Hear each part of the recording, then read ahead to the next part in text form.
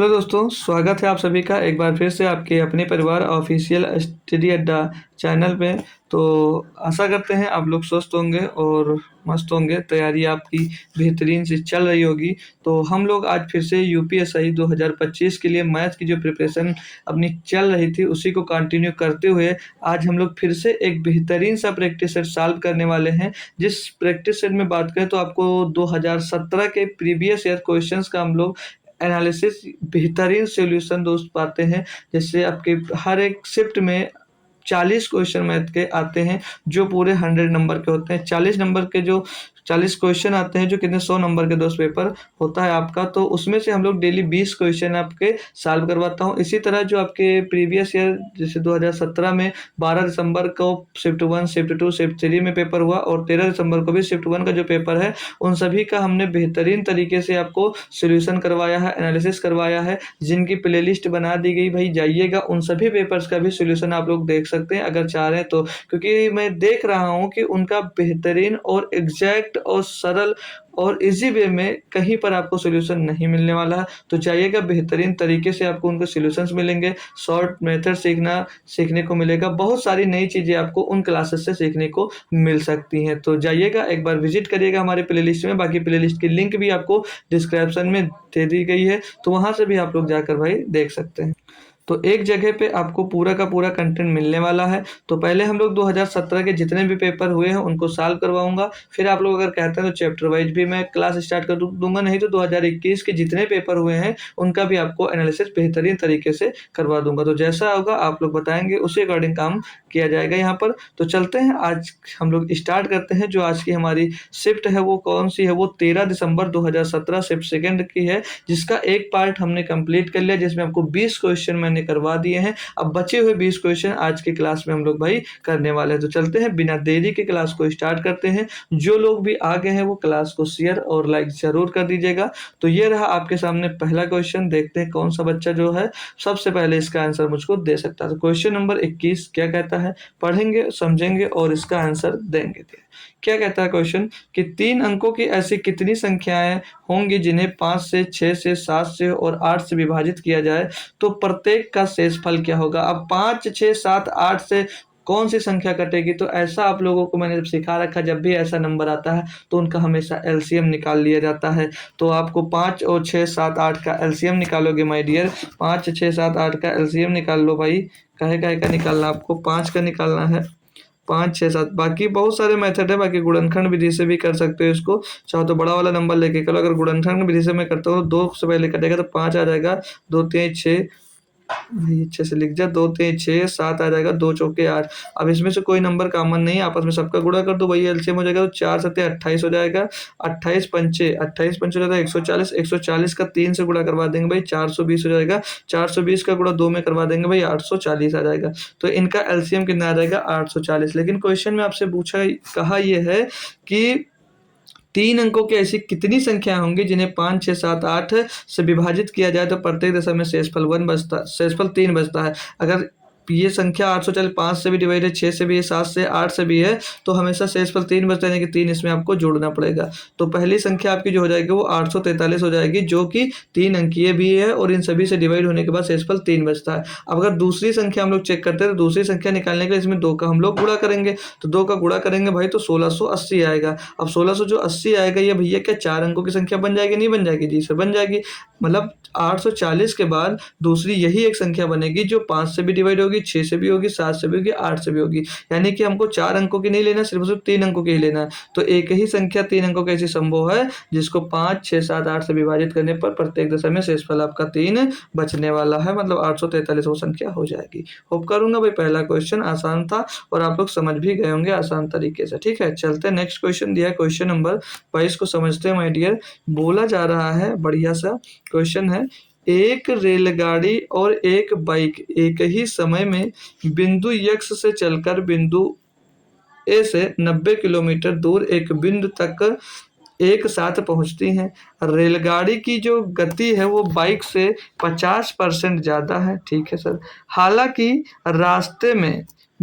रास्ते के बीच में है ना भाई, हाँ, रास्ते में बीच में स्थानकों पर रुकते हुए उसके 12.5 मिनट खर्च हुए। बाइक की हमको क्या निकालना है, बाइक की गति निकालना है। कोई दिक्कत कोई परेशानी इस क्वेश्चन में नहीं होगी। ये जो क्वेश्चन है माय डियर, आपको बता दूं ये क्वेश्चन भाई रॉन्ग है।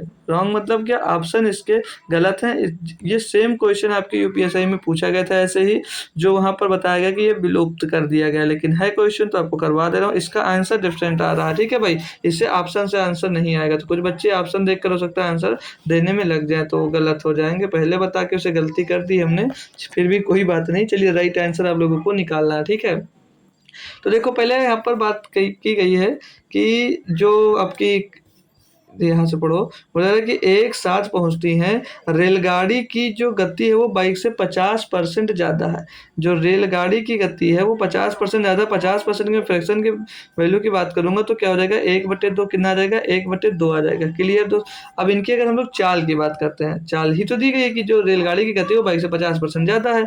तो हम लोग अगर इनकी ये बाइक हो जाएगी और ये आपकी क्या हो जाएगी, रेल हो जाएगी, रेलगाड़ी हो जाएगी। तो इनकी स्पीड यानी चाल की हम लोग अगर बात करते हैं तो इनकी जो चाल होगी बाइक की चाल से रेलगाड़ी की चाल 50% ज़्यादा। तो 2 अगर हो जाएगी आपकी बाइक की चाल, तो जो रेलगाड़ी की चाल 1 ज़्यादा यानी कि 3 की चाल हो जाएगी भाई। यहाँ से चाल पता चल गई। अब आपको एक कॉन्सेप्ट पता होगा कि जब दूरी समान होती है, अब देख रहे हो ना, दोनों के लिए दूरी तो 90 किलोमीटर ही है। जब दूरी समान होती है तो समय उनकी चाल का उल्टा हो जाता है। जब दूरी समान होती है तो जो टाइम होता है वो उनकी चाल का अपोजिट हो जाता है। तो टाइम कितना हो जाएगा, टाइम हो जाएगा 3:2, टाइम हो जाएगा 3:2। यानी कि यहाँ पर समय कितना लग जाएगा, यहाँ पर 3 घंटा लग जाएगा और यहाँ पर 2 घंटा लग जाएगा। ये इनके समय का अनुपात आ जाएगा। जब दूरी समान होती है तो यही होता है। बात क्लियर इतनी? जी सर। उसने क्वेश्चन में आगे ये कहा है कि हालांकि रास्ते में बीच के स्थानकों पर रुकते हुए उसके 12.5 मिनट खर्चा हो जाते हैं। अब यहाँ पर जब आप लोग देख रहे हो तो कितने मिनट रुक रहा है भैया, यहाँ के अकॉर्डिंग तो 1 मिनट रुक रहा है। और 1 बराबर कितना यहाँ पर बता रहा है क्वेश्चन में, 12.5 मिनट बता रहा है। यहाँ पर समय का अंतर जो है 1 का है और यहाँ पर जो समय का अंतर दिया गया वो 12.5 मिनट का दिया गया है। तो बाइक की गति निकालना भैया, किसकी चाल निकालना है, स्पीड, स्पीड निकालना आपको बाइक की। तो स्पीड इज इक्वल टू क्या हो जाएगा, अब बाइक का समय निकाल सकते हैं हम लोग, बाइक का समय भी निकाल सकते हैं क्योंकि 1 बराबर अगर 12.5 दिया तो 3 बराबर कितना होगा, 37 और 37.5 हो जाएगा। ये आपका बाइक का समय आ जाएगा। तो आपको समय पता चल गई और टोटल दूरी पता ही है, तो हम लोग यहाँ से चाल निकाल सकते हैं। चाल आपको सारी की किलोमीटर प्रति घंटा में दी गई है। तो डिस्टेंस जो है दूरी बराबर क्या होता है, दूरी बराबर होता है चाल गुणा समय। तो चाल बराबर कर देगा दूरी बटे समय हो जाएगा। तो दूरी आपकी जो है वो 90 किलोमीटर है और आपका समय कितना दे रहा है, 37.5 मिनट। तो इसको घंटे में बनाएंगे भैया तो ये बटे इसके 60 करेंगे तो ये 60 जाकर ऊपर फिर से गुणा हो जाएगा। ऊपर तो ऊपर ही डायरेक्ट हम लोग क्या कर रहे थे, गुणा करवा देते हैं इसका, ठीक है। अब इसको सॉल्व करना है आप लोगों को। तो यहाँ से पॉइंट हटेगा, 1 0 यहाँ पर बढ़ जाएगा। सॉल्व करेंगे 25 से काट कर, इसको 25 से करना, 25 हो जाएगा, 12 बचेगा, 125, 25 पंचे 125 हो जाएगा। 25 से कट जाएगा, 25 दूना 50 और 10 बचेगा 100, 25 चौका 100 हो जाएगा।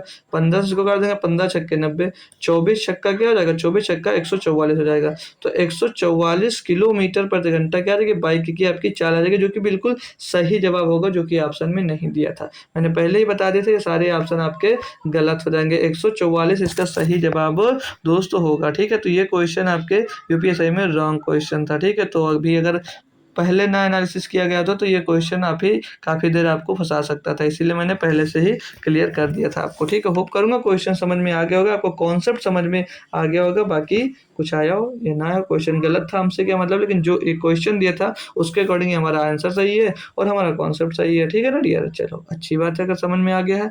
अगला क्वेश्चन देखते हैं, क्वेश्चन नंबर 23 दिया गया है। पढ़ेंगे कि एक ट्रेन प्लेटफार्म को 4 घंटे में और एक खड़े हुए आदमी को 2 घंटे में पार कर सकती है। अगर ट्रेन की लंबाई दी गई है मतलब 500 मीटर है तो ट्रेन की गति क्या है, यानी कि इसकी हमको स्पीड निकालना है। अब हमको यहाँ पर टाइम दिया गया है कि आदमी को इतनी देर में पार करती है। और जब देखो आपको मैंने बताया है कि जब किसी आदमी को पार करती है, किसी पोल को पार करती है, तो ट्रेन वो स्वयं की लंबाई को पार करती है, यानी कि इसके लिए डिस्टेंस जो होगी ये कंप्लीट डिस्टेंस हम लोग इसको मान सकते हैं। तो जब चाल निकालना है, मतलब गति निकालना है, स्पीड बराबर क्या होता है, डिस्टेंस अपन टाइम। डिस्टेंस आपको 500 मीटर दी गई है, सारे आंसर किलोमीटर प्रति घंटे में है, तो मीटर से आपको किलोमीटर प्रति घंटा में बनाना है इसको, तो भाई 1000 से डिवाइड कर देंगे तो सीधे ये 0.5 किलोमीटर बन जाएगा, ये 0.5 किलोमीटर बन जाएगा ये। और समय हमको दिया गया है तो आपको स्पीड पता चल जाएगी। तो डिस्टेंस कितनी है, 0.5 किलोमीटर। टाइम आपको दिया गया है 2 घंटे, 2 से इसको डिवाइड कर देंगे भैया। तो 0 पॉइंट पहले से लगा था, एक 0 पॉइंट पहले से लगा, ठीक है। 2 दूनी 4, 1 बचा, 10 हो गया, 2 पंचे 10, तो 0.25 किलोमीटर प्रति घंटा आपकी क्या देखिए चाल आ जाएगी, जो कि ऑप्शन नंबर हमको भैया 3 में दिया गया था। ये तो बहुत ही आसान सा क्वेश्चन कह सकते हैं, आपको दिया गया था, आप लोग नॉर्मली कर सकते थे, इसका कोई यूज भी नहीं करना था, ठीक है भाई, कंफ्यूज करने के लिए दिया था। अगला क्वेश्चन है, क्या कह रहा है, पढ़ो। 24 नंबर बोल रहा है 23.2334 को भिन्न के सबसे छोटे रूप में परिवर्तित कीजिए और ज्ञात कीजिए कि अंश व हर में हर से कितना अधिक है। अब इसको देखो, आपको चेंज करना है, रेशनल और इरेशनल नंबर आपने पढ़ा होगा, उसी में इसको परिवर्तित करके फिर आपको इनको काटा पीटी करके जो सबसे छोटी भिन्न बच्चे की जब नहीं कटेगी तब उसका अंतर हमसे पूछा जा रहा भाई। तो देखो यहाँ पर आपको पता है जो रिपीट नहीं होता है, जब रिपीट होना ये जहाँ से जो नंबर ये रिपीट होते हैं उनकी जगह पे क्या कर देते हैं भाई, उनके ऊपर बार लगा देते हैं। तो यहाँ पर जब आप लोग देख रहे हो 23.234 3-4 रिपीट हो रहा है, बाकी 2 नहीं रिपीट हो रहा, तो 3-4 के ऊपर आपको क्या लगा देना भैया, बार लगा देना है। बात क्लियर जी सर, यस सर। और जिनके ऊपर बार नहीं लगा होता है उनको पूरे में से हम लोग क्या करते हैं, घटा कर लिखते हैं, और जिनके ऊपर बार लिखता है उनके बटे में हम लोग क्या लिख देते हैं भाई, 9 लिख देते हैं। तो यहाँ पर ये 23.234 हो जाएगा, और घटेगा क्या यहाँ पर भैया, 232। यहाँ से हम लोग क्या करेंगे, निकाल देंगे भाई, 232 में से घटा देंगे, बटे में 2 के ऊपर 9 लगा था तो 2 9 लग जाएगा, और 1 के ऊपर, ये पॉइंट से पहले वाले का मैटर नहीं करता, ठीक है, और 2 पर नहीं लगा था तो हम लोग 2 की जगह पे क्या करेंगे भैया, 0 लगा देंगे। 2 के स्थान पर एक क्या लगा देंगे भाई, यहाँ पर 0 लगा देंगे। अब इनको घटाएंगे पहले, तो घटाने पे क्या बचेगा, लास्ट में 2 बचेगा, फिर 0 बचेगा, 3 में 3, 2 में 2 गया, 0 बचा, और आगे 23 बच जाएगा, आगे 23 बच जाएगा, क्लियर। और बट्टे में आपका ये 990 बच जाएगा। अब इनको छोटे से छोटे टुकड़े में काटिएगा, फिर अंतर निकाल लीजिएगा। 2 से काटेंगे, 2 एकम 2, 2 एकम 2, 2 पंचे 10, 0, 2 एकम 2, 2 से काटेंगे इसको, 2 चौके 8, 2 नाम 18, 2 पंचे 10, 495 है। और ये कर सकता है क्या, ऊपर 2 5 2 7 और 1 8, 3 से नहीं कटेगा, तो एक लास्ट में है, पानी से कोई उपाय नहीं भैया, कटेगा नहीं, बस इन्हीं का डिफरेंस देख लीजिएगा, डिफरेंस देख लीजिएगा, आंसर भी मैच कर रहा है। तो ऊपर 1 है, नीचे 5 है, 1 में से भैया 5 जाएगा नहीं, 11 में से 5 जाएगा 6, यूनिट डिजिट जो आपको मिलने वाला वो 6 मिलने वाला है, और सिर्फ यूनिट डिजिट के अकॉर्डिंग यही आंसर आपका सही हो जाएगा, पूरा कैलकुलेट करने की कोई ज़रूरत नहीं है मेरे दोस्तों। इन दोनों का अंतर कितना रहेगा, 11,006 आ जाएगा। वैसे भी पता भी है यार, 501 में से 495 निकालोगे 6 ही आएगा, ज़्यादा एनालिसिस करने की भी ज़रूरत है दोस्तों नहीं थी, ठीक है। होप करूँगा सभी बच्चा लोगों को समझ में आ गया होगा, तो एक बार थम्स अप करके बता दीजिएगा जी सर क्वेश्चन क्लियर है मस्त तरीके से। क्वेश्चन नंबर 25 पे बात कर लेते हैं थोड़ा सा, क्या दिया गया समझ गया। 3 लीटर, 4 लीटर, 5 लीटर आकार के 3 गिलास में दही और पानी का मिश्रण क्रमशः 2:3, 3:4, 4:11 में है, ठीक है सर। यदि तीनों गिलासों में मिश्रण को एक बर्तन में निकाला जाता है तो परिणामी मिश्रण में दही का पानी से अनुपात ज्ञात कीजिएगा। ये भी सिंपल सा है, नॉर्मली कर सकते हैं इसको, देखिएगा तो समझ लीजिएगा, बहुत प्यारा क्वेश्चन ये भी कह सकते हैं, अच्छा सा है। तो देखो पहला जो रेशियो है, जो पहला इनका अनुपात दिया गया है, वो अनुपात दिया गया है मेरे दोस्त, वो अनुपात दिया गया 2:3। थोड़ा पतला कर लेते हैं पेन को ना भाई, पेन को पतला करते हैं। तो जो पहला इनका अनुपात दिया गया वो 2:3 दिया गया है। दूध और पानी पहले लिख देता हूँ भाई, वो भी नहीं तो आप लोग सोचोगे कौन कौन सा है। तो इसमें दही और पानी का बोला गया, तो दही को कर्ड बोला जाता है शायद, क्या, हाँ सी, कर्ड और वाटर, ठीक है। तो इनका पहला जो बर्तन है उस बर्तन में कितना रेशियो, 2:3 रेशियो में है, और दूसरे बर्तन में है जो 3:7 के रेशियो में है, और तीसरे बर्तन में 4:11 के रेशियो में बर्तन में है। बात क्लियर इतनी जी सर। अब क्वेश्चन में कहा क्या गया है, जो पहला बर्तन है, मतलब पहला कितने लीटर का है, 3 लीटर का, 4 लीटर का और 5 लीटर का। लेकिन आप लोग यहाँ पर जब देखते हो तो जो रेशियो इनका टोटल है कितना, यहाँ पर देखोगे ये टोटल 5 है, 3 2 5, यहाँ पर 7 3 10 यूनिट है और यहाँ पर 11 4 15 यूनिट है। कितना भैया? 15 यूनिट है। लेकिन यहाँ पर आपके क्वेश्चन में कितना कहा गया है? 3 लीटर, 4 लीटर और 5-5 लीटर के हैं भाई। तो देखो आप लोग इनको बराबर कर दो पहले। इनके जो बर्तन दिए गए हैं, इन बर्तन को आप लोग बराबर कर दो। तो इनका 5, 10 और 15 का एलसीएम, तो 5, 10, 15 का एलसीएम हो जाएगा 30। तो 30 यहाँ पर बनाने के लिए यहाँ पर 6 का गुणा, 30 यहाँ पर बनाने के लिए यहाँ पर 3 का गुणा और 30 यहाँ पर बनाने के लिए यहाँ पर हम लोग क्या कर देंगे? 2 का गुणा। अब ये सारे जो बर्तन हैं आपके क्या हो गए? बराबर समान अनुपात में हो गए। समान अनुपात में हो गए? यस सर, हो गए। अब क्वेश्चन में आपसे ये बोला गया है कि जो ये है भैया, ये वाला बर्तन में कितने? 3 लीटर है और इस वाले बर्तन में कितना? 5 लीटर है और इस वाले बर्तन में कितना? सॉरी, एक में 4 लीटर फिर 5 लीटर, इसमें 4 लीटर और यहाँ पर कितना भैया? 5 लीटर है। क्लियर है इतनी बात? जी सर क्लियर है। तो यहाँ पर इस वाले में 3 का गुणा, यहाँ पर 4 का गुणा, यहाँ पर हम लोग 5 का गुणा करवा देंगे। अब इनसे रेशियो क्या बनेगा? इस साइड में बना देंगे। तो 3 का गुणा यहाँ पर जब होगा मेरे दोस्त 5, देखो इस 3 का गुणा पूरे में करवा दो। यहाँ पर 3 का गुणा, अरे यार, यहाँ पर 3 का गुणा और यहाँ पर भी 3 का गुणा करवा देंगे। ठीक है ना डियर? यहाँ पर भी, या तो देखो डायरेक्ट क्या करना आपको? इनका गुणा करवा कर भैया इनका उठाकर इनसे गुणा करा दो। 6 3 18 दूना 36, पहले में दही का रेशो 36 आ गया। फिर इसी का गुणा करा दो, इसमें 18 3 54 आ गया माय डियर। फिर इसका 3 चौक 12, 12 का गुणा आप लोग करवा देंगे भैया। 3 में 12 3 36, यहाँ से भी मिल जाएगा। और इन्हीं 12 का गुणा साथ में कराओगे, 12 7 84 मिल जाएगा भाई। और इसका भी 2 पंचे 10, 10 का गुणा करवा दोगे 4 में तो कितना आ जाएगा? 10 चौक 40 आ जाएगा यहाँ पर। और 10 का गुणा 11 में कराओगे 110 आ जाएगा। ये इनका नया रेशियो आ जाएगा। अब इनको आपस में जोड़ दो। 36 दूना 72, 72 और 40 कितना आ जाएगा? 112 हो जाएगा भाई। इधर जोड़ेंगे हम तो 4 4 8 हो जाएगा। 8 1 9 5 14 का 4 80 आ जाएगा। 1 आ जाएगा। 1 1 2 248 आ जाएगा। अब इनको काटा पीटी करते हैं तो 14 से कट जाएगा क्या? 14, तो 4 से काट देते हैं तो 4 दूनी 8, 4 अट्ठे 32, 4 से इसको काट देंगे, 4 छंग 24, 4 दूनी 8 और ये 4 से फिर से कट जाएगा क्या? 2 से कट जाएगा। 2 एक नम 2, 2 चौके 8, 2 से काटेंगे 2 3 6, 2 एक नम 2, 14 रेशियो 31, 14 रेशियो 31। अगर सभी को एक ही में मिला देंगे तो 14 रेशियो 31 इनका क्या बन जाएगा? अनुपात दोस्त बन जाता है। ठीक है भाई, तो ऑप्शन नंबर सी बिल्कुल इसका 100% सही जवाब हो जाता है। एक बार कन्फर्म कर दे सभी लोग। चलते हैं नेक्स्ट क्वेश्चन की ओर। 26 नंबर क्या कहता है, एक बार इसको भी पढ़ेंगे। बोला एक कार्य को 50 दिनों में कर सकता है। जो ए है वो किसी कार्य को 50 दिनों में कर सकता है। जो ए है किसी कार्य को 50 दिनों में कर सकता है और बी अकेला 40 दिनों में कर सकता है। जो बी है वो अकेला इसी कार्य को 40 दिनों में कर सकता है।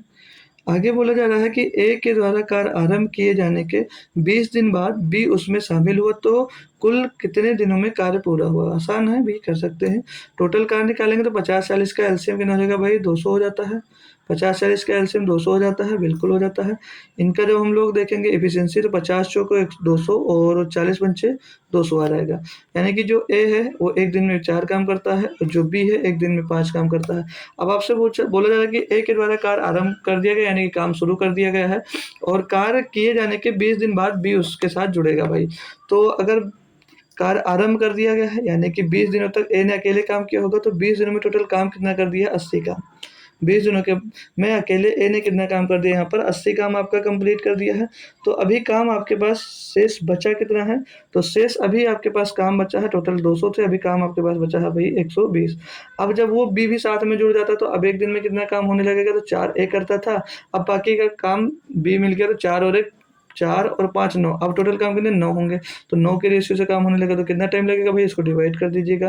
तो 9 एक 9 बचेगा 3, आपके पास 30 हो जाएगा। 9 3 27, 3 बचेगा, पॉइंट लेंगे 3, 9 3 27, लगभग 13.3333 दिनों में होगा। तो पूछा कि तो कुल कितने दिनों में कार्य पूरा होगा भाई? तो यहाँ पर 20 दिनों तक ए ने अकेले काम किया और 13 दिन 0.33 दिन साथ मिलकर काम किया, तो टोटल दिन कितने लग गए? 33.33 दिन।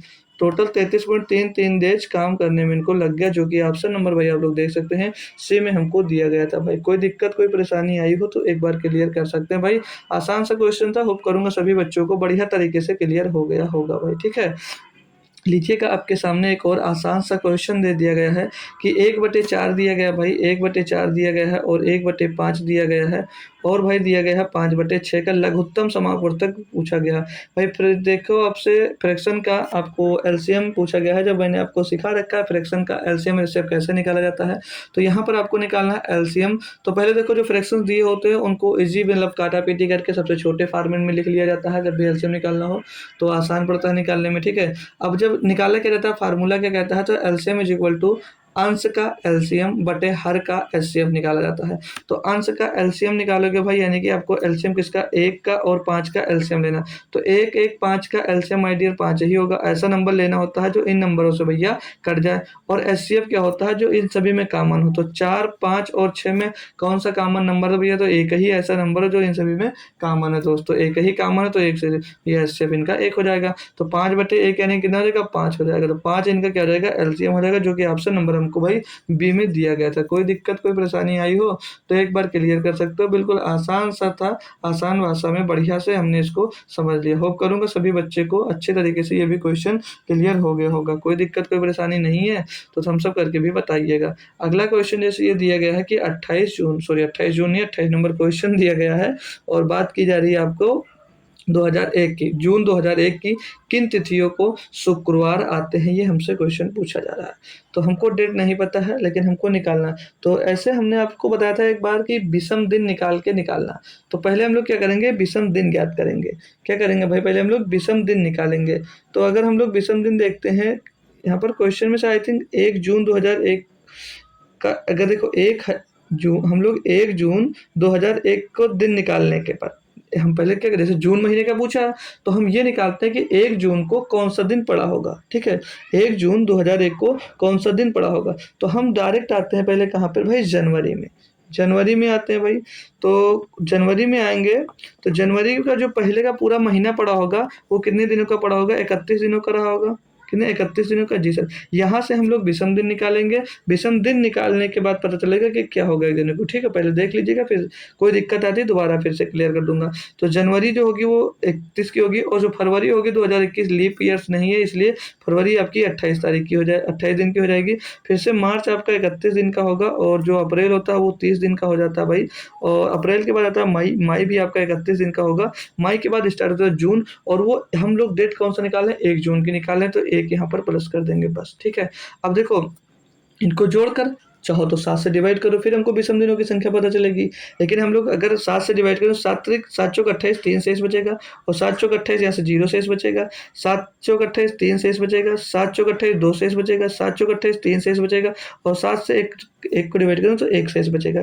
टोटल जोड़ते हैं 3 3 6 2 8 3 11 12। टोटल विषम दिनों की संख्या कितनी आ गई, 12 दिन आ गए। तो अब इसमें से भी शेष विषम दिन निकालते हैं, 7 से डिवाइड कर दो, 7 एक 7 5, ये शेष जो विषम दिन आए कितने आ गए, 5 आ गए। 5 ये आपके विषम दिनों का। अब विषम दिनों का कोड क्या होता है, 0 पर रविवार होता है, 1 पर सोमवार होता है, ऐसे ऐसे कंटिन्यू चलता है। तो 5 पर कौन सा होता है, 5 पर हो जाएगा हमारा शुक्रवार। 5 पर क्या हो जाएगा, शुक्रवार हो जाएगा। 5 पर हमारा क्या हो जाएगा, शुक्रवार हो जाएगा माय डियर। अब इसमें क्वेश्चन में कहा भी क्या है कि इसमें शुक्रवार आते कितने हैं, आएंगे कितने भाई, आएंगे कितने। तो 1 तारीख को शुक्रवार पड़ रहा है क्योंकि हमने 1 जून का ही तो निकाला था, जी सर। तो 1 जून को अगर शुक्रवार आया है, अब आपको मैंने एक दिन इसी यूपीएससी की क्लास में बताया था कि जिस महीने की कोई भी तारीख को, अगर 1 तारीख को और 2 तारीख को जो दिन पड़ते हैं वो 5 दिन आते हैं। तो अगर 1 तारीख को भैया आपका शुक्रवार है, यानी कि उसमें 7 प्लस कर दो तो 8 को भी शुक्रवार होगा, 8 प्लस कर दो 15 को भी शुक्रवार होगा, 7 प्लस करना, नहीं 7 प्लस करते चले जाओ, 7 प्लस करेंगे 22 को होगा, 7 प्लस करेंगे 29 को होगा। तो 1 को भी शुक्रवार, 8 को भी शुक्रवार, 15 को भी, 22 को भी, 29 को, 1 8 15 22 29 ऑप्शन नंबर 1 में दिया गया। तो यही हमारा बिल्कुल 100% सही जवाब दोस्त हो जाता है। एक बार क्लियर कर देंगे सभी बच्चे, जी सर क्वेश्चन क्लियर है, ठीक है भाई, क्लियर है। कोई दिक्कत कोई परेशानी हो तो बता दीजिएगा, ठीक है। रीजनिंग का क्वेश्चन था, जितना बढ़िया सा था आपको समझा दिया। हो सकता है आपको किसी और तरीके से पता हो माय डियर, तो आप लोग अपना तरीका जरूर फॉलो करिएगा, नया तरीका मत लगाइएगा, नहीं तो गलत हो सकते हो, ठीक है। जिस तरीके से पता वही बेस्ट है आपके लिए। अब ये क्वेश्चन है, ये भी बढ़िया सा प्यारा सा क्वेश्चन दिया गया, समझो इसको और करना कैसे ये देखिएगा। मैच में 20 खिलाड़ियों के समूह के रनों का जो औसत है वो क्या दिया गया, 40 दिया गया। एक मैच यक्स में 20 खिलाड़ियों का समूह के रनों का जो औसत है वो कितना दिया गया, यहाँ पर 40 दिया गया। तो हम लोग अगर योग निकाल लें तो योग निकालने का तरीका क्या, किसी बच्चे को पता है, हम लोग क्या करते हैं, नंबर गुणे एवरेज कर देते तो योग मिल जाता है। तो 20 खिलाड़ी थे, कितने थे भैया 20 खिलाड़ी थे, उनका औसत जो दिया गया वो 40 दिया गया है, गुणा कर देंगे तो कितना रहेगा 20 चौक 80 यानी कि 800। 800 क्या आ जाएगा इनका औसत आ जाएगा।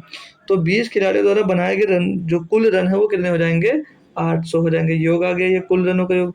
आगे फिर से कहा है कि अगर एक अन्य खिलाड़ी ए के स्कोर को समूह में कुल स्कोर के साथ जोड़ा जाता है तो औसत रन एक कम हो जाता है।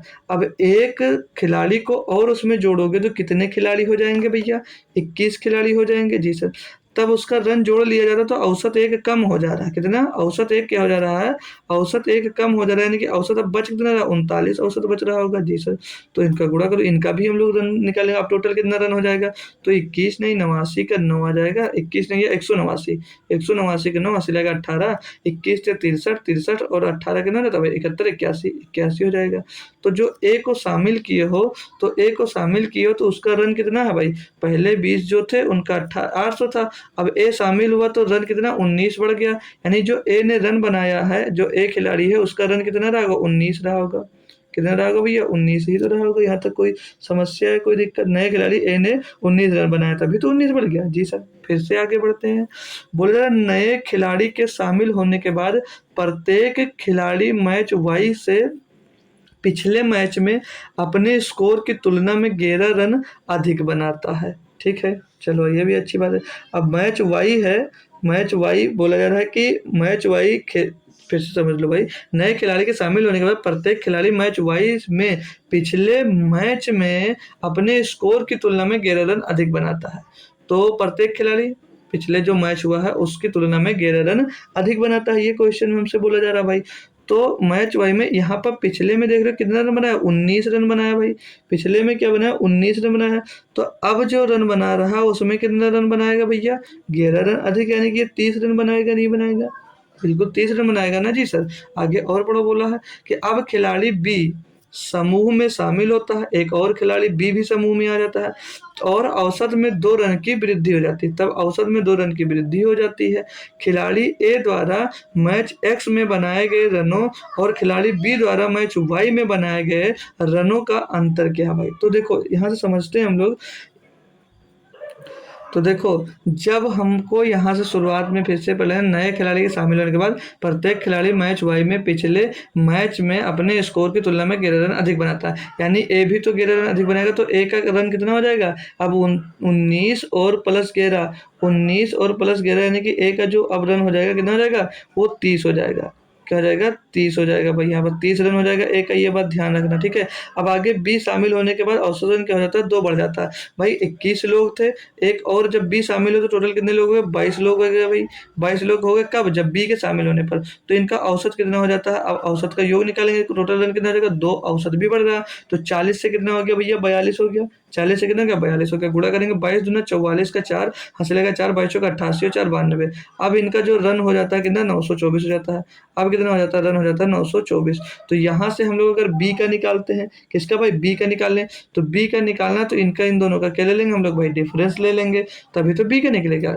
बी का तभी तो निकलेगा क्योंकि यहाँ पर ए का था, यहाँ पर हमने बी का निकालना है भाई। देखो यहाँ पर और कुछ ध्यान देना है, ए का अब ए कितना 19 रन बना रहा था, ए 19 रन बना था लेकिन 11 रन आपके सभी ने पिछले मैच की तुलना में वही में बनाया तो ए का कितना 30 रन हो गया। पहले औसत कितना था 800, अब कितना रन है 830, तो 924। जब बी का अंतर निकालोगे बी का तो 924 और 830 का अंतर आपको निकालना पड़ेगा। तो ये बात ध्यान रखना मेरे दोस्त ठीक है। अब इनका अंतर लेंगे तो 14, 14 में मतलब 14, 4 में 4 में जीरो का 4 बचेगा और यहाँ 12, 12 में 3 जाएगा भैया 9 बचेगा और 8 में 8 जीरो बचेगा। तो बी द्वारा बनाया गया रन कितना आ गया भैया 94। लेकिन हमसे क्वेश्चन में पूछा कि ए द्वारा मैच एक्स में बनाए गए रनों और खिलाड़ी बी द्वारा मैच वाई में बनाए गए रनों के बीच का अंतर। तो ए द्वारा मैच एक्स में कितने रन बनाए थे भैया, देख सकते हैं यहाँ पर 19 रन बनाए थे। कितने रन बनाए थे 19 रन बनाए थे भैया। और बी द्वारा मैच में कितने बनाए गए 94 रन बनाए गए। तो इनके बीच का अंतर पूछा जा रहा है, घटा दो भैया। 14 में 9 जाएगा 5 बचेगा और यहाँ पर 8 में 1 जाएगा 7 बचेगा, टोटल भैया 75 आ जाएगा। इन दोनों के बीच के रनों का अंतर कितना आ जाएगा 75 आ जाएगा। बहुत बढ़िया सा क्वेश्चन था, एक बार रिपीट करता हूँ समझ लीजिएगा दोस्त, हो सकता है ना समझ में आया हो। क्या कहा है कि एक्स मैच में मैच एक्स में 20 खिलाड़ियों का समूह के रनों का औसत कितना था भाई? 40 था। हमने उनके रन निकाले, टोटल कितने रन आ गए? 800 आ गए। ठीक है भाई, यहाँ पर बात क्लियर? जी सर। अगर एक अन्य खिलाड़ी ए के स्कोर समूह में के कुल स्कोर के साथ जोड़ा जाता है तो औसत 1 रन कम हो जाता है। तो औसत इनका कम हो जाता है, तो समूह में एक लोग बढ़ गया भैया और औसत एक घट गया, 39 बचा। मल्टीप्लाई कराए टोटल रन निकाले तो 819 रन हो गए, यानी कि एक जो ए बढ़ा उसकी वजह से 19 रन बढ़ गए, यानी कि मैच एक्स में जो ए होगा उसका रन कितना था? 19 था। अब आगे बोला कि मैच वाई खेलने से पहले ने बोला ना, नए खिलाड़ी के शामिल होने के बाद प्रत्येक खिलाड़ी मैच वाई में पिछले मैच में अपने स्कोर की तुलना में 11 रन अधिक बनाते हैं। तो सभी बनाते हैं तो ए भी बनाएगा। अब ए 11 रन अधिक बनाने की ए का रन बी जो मैच वाई हुआ है उसमें कितना हो गया? उसमें हो गया 30 रन हो गए हैं टोटल। ठीक है, आगे बोला अब खिलाड़ी बी में बी समूह में शामिल होता है और औसत में 2 रनों की वृद्धि हो जाती है। तो 21 लोग थे और अब कितने हो गए? 22। तो 22 हो गए तो समूह में 2 औसत बढ़ गया, यानी कि 42 हो गया भाई। तो अब टोटल रन कितना हो गया? 924 रन हो गया। क्लियर इतनी बात? जी सर। अब बी से हमको बी का जब डाटा निकालना है, क्योंकि इसमें बी भी शामिल है और 21 लोग पिछले थे, तो उनका जब टोटल रन लेंगे हम, तो सभी का जब 11-11 बढ़ा था भाई, तो सभी का, और जब देखो जब समान संख्या में होते हैं और समान रन से समान संख्या में वृद्धि होती है तो उनके योग में या औसत में बराबर वृद्धि हो जाती है। तो 830 टोटल इनका हो गया। इन दोनों का अंतर निकाला तो हमें बी का रन टोटल मिल गया। हमसे बी और ए का एक्स में जो मैच खेलते थे, एक्स में उसने 19 रन बनाया था, तो उनका अंतर पूछा था, हमने अंतर निकालकर 75 दे दिया। होप करूंगा समझ में आया होगा। अब नहीं समझ में आया तो एक बार बैठ जाइएगा और देख लीजिएगा फिर से। क्वेश्चन नंबर 30 पे बात करते हैं। क्या दिया गया है कि एक लड़का अपनी यात्रा का पहला भाग 30 किलोमीटर प्रति घंटा की गति से और दूसरा भाग 70 किलोमीटर प्रति घंटा की गति से तय करता है। लड़के की औसत गति क्या है? भाई ऐसा भी क्वेश्चन आता है और इतना भी आसान आता है। सेम इसको सिर्फ और सिर्फ काय पर रखो, फार्मूले पे पुट कर दीजिएगा और आंसर निकाल सकते हो, क्योंकि टफ नहीं होता है। सिंपल इसमें फार्मूला लगा देगा 2x अपॉन मतलब 2 गुणे S1 बटे S2। देखो फार्मूला लगा दो, एवरेज स्पीड निकालना है। Average speed is equal to क्या होता है? 2S1 S2 मतलब पहली स्पीड गुणे दूसरी स्पीड बटे में S1 प्लस S2 बटे में S1 प्लस S2। यही सिंपल सा फार्मूला लगाया करो और हमेशा आपको आंसर मिल जाया करेगा। ठीक है, कोई कॉन्सेप्ट कुछ मत निकालो। पहली स्पीड 30 किलोमीटर प्रति घंटा, दूसरी स्पीड 70 किलोमीटर प्रति घंटा, दोनों को जोड़ देंगे भैया 100 आ जाएगा। 0 से 0 खल्लास हो जाएगा आपका, 0 से 0 यहाँ पर खल्लास हो जाएगा। 7 तक 21 सॉरी 2 गुणे में था यार, 2 भी करो यार। 7 21 दूना 42 किलोमीटर प्रति घंटा आपकी क्या आ जाएगी भैया? एवरेज स्पीड आ जाएगी। सिंपल सा फार्मूला याद रखो और कुछ मत याद रखो। ठीक है ना डियर? ये भी क्वेश्चन आपका क्लियर है तो मजे आ गया आपको, बताते चलिएगा। अगला क्वेश्चन क्या कहता है भाई? 31 नंबर बोल रहा, 3 दोस्त ए बी और सी, उनके बीच एक निश्चित राशि को इस प्रकार विभाजित करने का फैसला करते हैं ताकि जो बी और सी इकट्ठे को ए से दोगुनी राशि प्राप्त हो और बी को मिलने वाली राशि सी और सी के इकट्ठे ए और सी इकट्ठे को मिलने वाले राशि का 1/4 अगर सब अपने बीच 5,625 रुपये बांटते हैं तो बी के हिस्से में आने वाली रकम ए से कितनी अधिक होगी? भाई बहुत बढ़िया क्वेश्चन दिया गया है। कैसे करना है समझ लीजिएगा। बहुत आसान से भी समझ सकते हो, टफ भी लग सकता है, क्योंकि बहुत ज़्यादा बढ़िया क्वेश्चन दिया गया। चलो देखते हैं इसको कैसे कर सकते हैं हम लोग। तो देखो एक एक लाइन पढ़ते चलते हैं और आपको क्लियर करते चलते हैं। बढ़िया सा है, थोड़ा सा लैंग्वेज हो सकता है आपको टफ लग रही हो। 3 दोस्त हैं, ए है, बी है और सी है। उनके बीच में एक निश्चित राशि को इस प्रकार विभाजित करने का फैसला करते हैं ताकि जो बी है और सी इकट्ठे को ए से दोगुनी राशि प्राप्त होती है। यानी कि जो ए को राशि मिलती है वो बी और सी से, देखो जो बी और सी को इकट्ठे जो राशि मिली वो ए से 2 गुना है। तो ये कितना है? जो ए को अगर 1 मिली तो ये राशि इनको 2 मिली होगी। यहाँ तक बात क्लियर? इक्वेशन 1 बन गया। आगे पढ़ो। आगे बोला है दोगुनी राशि प्राप्त हो और बी को मिलने वाली राशि ए और सी इकट्ठे को मिलने वाली राशि का 1/4 है। यानी कि जो राशि बी को मिली वो इकट्ठे ए और सी को मिलने वाली राशि से कितना? 1/4 है, 1/4 है। यही बात क्वेश्चन में बोली गई है। एक बार बताओ। यस सर बोली गई है। तो और राशि है क्या? आगे फिर से बोला गया राशि ए और सी को मिलने वाली राशि 1/4 है। अगर सब अपने बीच 5,625 रुपये बांटते हैं तो बी के हिस्से में आने वाली रकम ए से कितनी रकम होगी? अब देखो यहाँ पर भी ए बी सी है और यहाँ पर भी ए बी सी तीनों लोग हैं। जी सर, तीनों दोस्त यहाँ पर भी, तीनों दोस्त यहाँ पर, लेकिन जितनी राशि टोटल यहाँ पर बढ़ रही है उतनी ही राशि यहाँ पर भी बढ़ रही है। यहाँ पर देख रहे हो तो 2 1 3 राशि बढ़ रही है, और यहाँ पर देख रहे हो तो 4 और 1 5 राशि बढ़ रही है। तो इन राशि को हम लोग क्या करेंगे, इक्वल कर लेंगे, दोनों के बराबर बढ़ रही है भाई। तो 3 और 5 का एलसीएम ले लो 15, तो 15 यहाँ पर भी बना लीजिएगा, और 15 हम लोग क्या करेंगे, यहाँ पर भी बना लेंगे। यहाँ नीचे 3 का गुणा होगा ना, 5 3 15 करने के लिए। ठीक है, ये बात इतनी क्लियर हो गई। यहाँ तक कोई समस्या, कोई दिक्कत हो तो एक बार सभी बच्चे हमसे क्लियर कर लेंगे। ठीक है, कोई दिक्कत नहीं है? जी सर नहीं है, बिल्कुल नहीं है।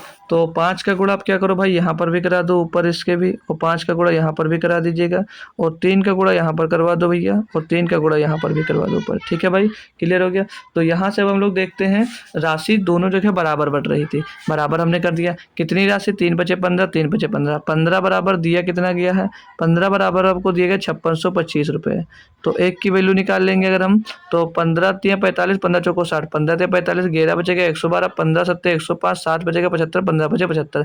एक की वैल्यू आ गई 375। आपसे क्वेश्चन में बोला गया कि बी के हिस्से में आने वाली रकम ए से कितनी कम है भाई। तो बी के हिस्से में आप लोग देख रहे हो कितना रकम आ रहा है, तो ए के हिस्सा में 5 आ रहा है भैया, 5 एकम 5, और बी के हिस्सा में 3 एकम 3 आ रहा है। तो कितनी कम रकम आ रही है भैया, 2। तो 2 की वैल्यू निकाल देना भाई। तो 2 का गुणा कर देंगे, 2 पंचे 10 का 0, 2 सत्ते 14, 15 5, 2 3 6 1 7, 750 रुपये। तो बी के हिस्से में कितने आ रहे हैं भैया, मतलब एक से कितनी कम है बी की रकम, 750 रुपये कम है भाई। कोई दिक्कत, कोई परेशानी हो तो बता दीजिएगा। इतना बढ़िया क्वेश्चन था और आसानी से आप लोग कर लेंगे, होप करूँगा समझ में आया होगा।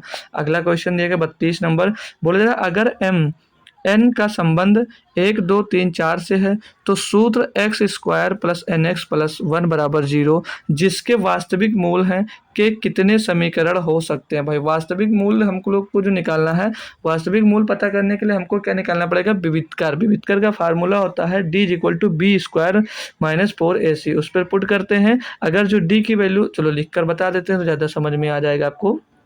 तो आपको जैसे समीकरण दिया गया, क्या दिया गया, एक्स स्क्वायर दिया गया भाई, एक्स स्क्वायर और प्लस एन एक्स दिया गया है, और प्लस का 1 दिया गया है, बराबर में क्या दिया गया भाई, 0 दिया गया है। यहाँ पर यम हो या यन हो, तो यन दिया गया, यन की वैल्यूज आपको 1 2 3 4 पुट करके देखना है कि इनके जो मूल होंगे वो कितने मूल ऐसे होंगे, मतलब कितने समीकरण बन सकते हैं। मूल वास्तविक होंगे तभी समीकरण भाई आपके बन सकते हैं। तो जो विविधकर फार्मूला होता है, डी होता है, डी बराबर क्या होता है भाई, विविधकर निकालने के लिए बी स्क्वायर माइनस का 4ac, ये हमारा फार्मूला होता है। अब यहाँ पर हम 4ac, भाई 4ab नहीं है यार, 4ac ये फार्मूला होता है, जहाँ पर डी को क्या बोलते हैं भाई, विविधकर बोलते हैं। इंग्लिश में डिस्क्रिमिनेंट बोलते हैं भाई इसको, विविधकर को। ठीक है भाई, तो अब हमको क्या करना है, देखो जो डी यानी कि विविधकर होता है, अगर डी जो है आपका भैया, डी है अगर 0 से बड़ा है, डी अगर आपका 0 से बड़ा आता है तो वहाँ पर जो मूल होंगे वो वास्तविक और बराबर नहीं हो सकते। अगर यानी कि ये मूल वास्तविक या बराबर नहीं हो सकते। अगर जो डी है आपका विविधकर, वो भैया 0 से क्या होता है, छोटा आ जाता है, तो जितने भी मूल होंगे वो काल्पनिक हो जाएंगे। क्या हो जाएंगे भैया, वो काल्पनिक हो जाते हैं। और जो भी है भाई, अगर जो मूल है आपके डी जो विविधकर आएगा वो क्या है भैया, 0 के बराबर हो जाते हैं। तो उस कंडीशन में आपके जो मूल होंगे वो वास्तविक होंगे और बराबर होंगे। क्या होंगे, मूल वास्तविक होंगे और बराबर होंगे। तो यहाँ पर हमको अगर जो मूल, अगर इन पे 1 2 3 4 पुट करने पर इनकी वैल्यू अगर वास्तविक हो, मतलब 0 मिल जाते हैं, तो ये वास्तविक और बराबर हो सकते हैं भाई। तो आइएगा चेक करना हम लोग स्टार्ट करते हैं। तो n की जो वैल्यूज रखनी है, n बराबर क्या रखना है भैया, n बराबर 1 2 3 4 हमको पुट कर चेक करना है, एक एक करना पड़ेगा डियर। ठीक है, तो अगर हम लोग n बराबर 1 जब पुट करते हैं, n की वैल्यू यानी कि यहाँ पर हम लोग क्या रखते हैं, 1 रखते हैं, और जहाँ पर कोई साइन नहीं है तो वहाँ पर हम लोग क्या 1 मान लेते हैं। ठीक है, ये बात सभी को पता होगी। तो बी स्क्वायर, अब बी की वैल्यू क्या है भाई, एन की जगह पे 1 रख रहे हैं, जब एन बराबर 1 रख रहे हैं तो बी स्क्वायर, 1 का स्क्वायर क्या हो जाएगा, 1 हो जाएगा माय डियर, 1 का स्क्वायर माइनस 4ac, 4 1 की वैल्यू, अब ए की वैल्यू, ए की जगह हमने क्या कहा 1 मान लो जहाँ पर कुछ नहीं होता, तो 1 ac, सी की जगह पर भी 1 ही दिया गया भैया। तो ये 1 का स्क्वायर 1 माइनस का क्या हो जाएगा, 4 हो जाएगा, 4। तो ये क्या आ जाएगा, यहाँ पर माइनस 1 रखने में माइनस का 3 आ जाएगा।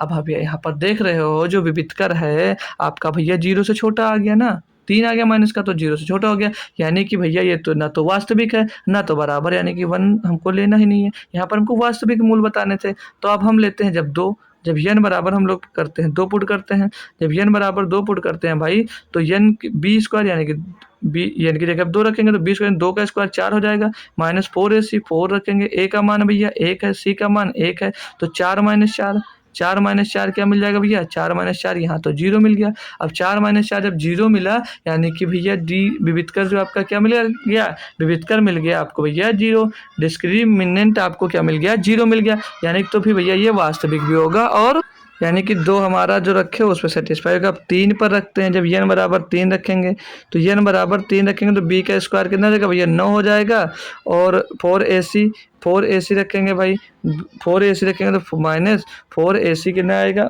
मतलब 4ac तो 4 गुणे 1 4 ही आ रहा है, तो 9 माइनस 4 कितना रहेगा 5 आ जाएगा, तो ये भी मूल वास्तविक हो जाएगा क्योंकि ये बराबर है, बड़ा भी हो सकता है। ठीक है भाई, ठीक है ना जी सर। आगे देखते हैं, जब n बराबर 4 रखेंगे तो 16 माइनस 4 हो जाएगा, 16 माइनस 4 यानी कि यहाँ पर भी भैया 12 आएगा, क्या आ जाएगा 12 आ जाएगा, तो ये भी हमारा मूल क्या हो जाएगा, वास्तविक आ जाएगा। अब हमसे क्वेश्चन में पूछा है कि कितने मूल वास्तविक हैं, कितने समीकरण हो सकते हैं, तो 3 1 2 3 मूल वास्तविक हैं, तो 3 समीकरण हो सकते हैं। जब यहाँ पर n बराबर 2 पुट किया था, ठीक है, तो कितने 3 मूल वास्तविक यानी कि 3 समीकरण हो सकते हैं, तो ऑप्शन नंबर 3 इसका सही उत्तर हो जाएगा। एक बार क्लियर कर देंगे भाई, ये भी क्वेश्चन क्लियर है बढ़िया तरीके से, है ना भाई। Yes sir. अगला क्वेश्चन देखिएगा, ये बोला जा रहा है यहाँ पर क्या कि उम्र नहीं भाई, यहाँ पर उस होना चाहिए, क्यों भाई, उम्र तो होना नहीं चाहिए था। उस डेटा 3 दिनों में 20 बल्लेबाज के स्कोर दर्शाता है, उक्त होगा भाई यहाँ पर, ठीक है, उक्त डेटा होगा ये, उक्त डेटा, ठीक है, उक्त डेटा 20 बल्लेबाजों के स्कोर को दर्शाता है। अब बोला इस श्रृंखला में बहुलक ज्ञात कीजिएगा, तो बहुलक यानी कि आपको मोड निकालना है। अब मैंने आपको कई बार क्या इसी जब से यूपीएससी हल करा रहा हूँ तब से हर एक शिफ्ट में एक बहुलक का क्वेश्चन मिलता जा रहा है कि बहुलक मोड किसे कहते हैं, जिनकी आवृत्ति या जिनका रेपिटेशन सबसे ज़्यादा बार हो जाए, जिस अंक का वही सबसे ज़्यादा हो जाता है भाई, मतलब वही आपका बहुलक हो जाता है। तो इसमें देखते कौन सा नंबर सबसे ज़्यादा बार रिपीट हुआ है, वही आपका बहुलक हो जाएगा भाई। तो 45 तो एक ही बार हुआ, इसका कोई मतलब नहीं, 48 एक ही बार हुआ, कोई मतलब नहीं, 63 भी एक ही बार है, 89 को देखेंगे, 89 एक बार आ गया, 2 बार आ गया, 2 बार और ये 3 बार। 89 आपका कितनी बार है भाई, 3 बार हो रहा है, 89 आपका 3 बार आ गया। अगला देखते हैं 69 एक बार है, छोड़ दो, 70 भी एक बार है, 73 भी एक बार है आपका, और फिर 76 भी एक ही बार दिया गया है, और फिर 76 के बाद भी कोई नहीं, 79 भी एक ही बार है, 80 को देखते हैं, 80 भी हमारा एक ही बार दिया गया, 82 को चेक करते हैं, 82 भी एक बार है, 84 भी हमारा एक ही बार है, 85 भी एक ही बार दिया गया, 87 भी एक ही बार, 88 भी एक बार, 93 भी एक बार, और 96 और 98 भी एक ही बार दिया गया, यानी कि 89 ही ऐसा नंबर है जो 3 बार रिपीट हुआ। हमने क्या बताया, बहुलक मोड हमारा वही होता है जो सबसे ज़्यादा बार आता है भाई। अब 89 एक ऐसा नंबर है जो कई बार आया, तो 89 हमारा इसका क्या हो जाएगा, बहुलक हो जाएगा, कोई दिक्कत ही नहीं है, पूरा क्वेश्चन करने की ज़रूरत ही नहीं था माय डियर। अब एक बार बता दीजिएगा सभी लोग इसमें क्या है, कभी भी ऐसा जब भी क्वेश्चन आता है बहुलक निकालने वाला तो सेम आपको यही करना होता है, जो जितनी बार आएगा, जितनी ज़्यादा बार जो भी नंबर हो, कोई भी नंबर हो, वही आपका भैया बहुलक हो जाता है। ठीक है भाई, होप करूँगा क्लियर होगा क्वेश्चन, कुछ दम नहीं था क्वेश्चन में। अब हमारी स्टार्ट हो जाती है डीआई के क्वेश्चन। अब हमारे डीआई के क्वेश्चन स्टार्ट हो जाते हैं। इसमें क्या दिया गया समझिएगा मेरे दोस्त। बोला जा रहा है कि निम्न तालिका विभिन्न बैंकों का वर्ष 2001 से 2005 का वार्षिक ब्याज दर दर्शाता है। इसमें वार्षिक जो ब्याज दर है क्या है, वही सब दर्शाया गया है। तो समझते हैं, बढ़िया सा प्यारा सा क्वेश्चन है। बोला जा रहा है, इधर वर्ष दिया गए हैं इस साइड में, उधर बैंक के नाम दिए गए, HDFC, ICICI, SBI और IDBI बैंक। ये कोई बैंक है, सभी बैंकों के नाम दिए गए हैं। चलो बेस्ट, इन पर क्वेश्चन क्या है, उन सभी क्वेश्चंस को हम लोग देखते हैं मेरे दोस्त। पहला क्वेश्चन दिया गया है कि वेंकट ने 2000 के दौरान HDFC बैंक में 5000 रुपये का निवेश किया, वर्ष 2002 के अंत में ब्याज क्या होगा भाई। वर्ष 2000 में HDFC में भैया क्या किया है, दौरान बैंक में 5000 रुपये का निवेश किया है, और ये अब ये ब्याज यहाँ पर कितना मिल रहा है, 10% का। कितने का ब्याज मिल रहा है, 10% का ब्याज मिल रहा है। तो क्या दिक्कत है आपको, तो समझने लायक क्वेश्चन देखो।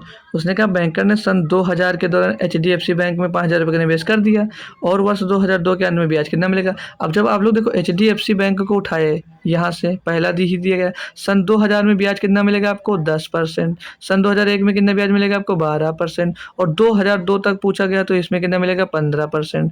तो टोटल आपकी जो धनराशि वो कितनी है 5,000 रुपये की। टोटल धनराशि आपको कितनी है 5,000 रुपये की। अबे चक्रवृद्धि ब्याज तो है नहीं, हर साल पे ब्याज लगेगा। तो 12% ब्याज, 10% ये, 12% ये, 22%, 22 और 15 कितना 37, टोटल कितना परसेंट ब्याज मिलेगा 37% ब्याज मिलेगा। तो डायरेक्ट 5,000 का 37% ब्याज हम लोग क्या करेंगे निकाल लेंगे सीधे सीधे, बस यही है ऑप्शन क्वेश्चन में। तो देखने में बहुत टफ लग रहा है। 37 पंचे कितना था भैया 137 पंचे 185 होता है। पाँच तक एक एक कर देते हैं, 5 सत्ते 35 का 5 हासिल आ जाएगा 3, 5 3 15 और 3 18, 185 होता है ना 37 पंचे 185। क्लियर है जी सर, बिल्कुल क्लियर है। पीछे जीरो लगा दीजिएगा। 1850 रुपये ऑप्शन नंबर 1 हमारे यहाँ पर सही जवाब हो जाता है भाई। कितना रुपये मिलेगा 1850 रुपये का ब्याज मिलने वाला है। कोई दिक्कत थी भाई डीआई में? बिल्कुल आसान सी डीआई होती है भाई, बस डीआई को टफ मान लेते हो आप लोग, करते नहीं हो, छोड़ देते हो उसको। 35 नंबर क्वेश्चन बोला जा रहा अनिल वर्ष 2000 में आईसीआईसीआई बैंक, ये है रहा आपका आईसीआईसीआई बैंक में 8,000 रुपये निवेश करता है। ठीक है, सन 2000 में 8,000 रुपये का निवेश करता है और वह 3 साल के अंत में वह राशि वापस ले लेता है।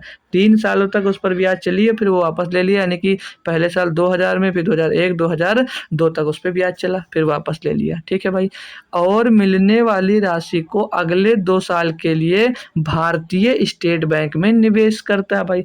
अब जब राशि मिल जाती है, जब ये राशि उससे वापस ले लेता है 3 साल बाद, तब किस में इन्वेस्ट करता है भाई एसबीआई में। ये रहा इसका एसबीआई बैंक। ठीक है, एसबीआई बैंक में अगले 2 साल, यानी कि 2002 में जब वापस ले तो 2003 और 4 में इन्वेस्ट करेगा, ना कि भैया यहाँ पर इन्वेस्ट करवा देना, नहीं तो गलत हो जाओगे, बात को समझते चलिएगा। ठीक है, इन्वेस्ट करता है। जबकि सुनील वर्ष 2000 में आईडीबीआई बैंक में 10,000 रुपये 5 साल के लिए निवेश करता है। कोई सुनील है जो आईडीबीआई बैंक में ये टोटल ये 5 साल के लिए भैया 10,000 रुपये का निवेश करता है। उनको मिलने वाली अंतिम राशि के बीच का अंतर का पता लगाएं भाई। चलो पहले अनिल की, हम लोग सन 2000 में 8,000 रुपये उसने निवेश किया है 3 सालों के लिए। देखते हैं 3 साल में कितनी राशि हो जाएगी। तो ब्याज मिला पहले 15%, बाद में 12% और बाद में 4%। तो 12 और 15 27 और 4 31%, टोटल भैया क्या मिला है 31% भैया उनको ब्याज मिला यहाँ से। ठीक है, तो 31 बटे में क्या हो जाएगा 100।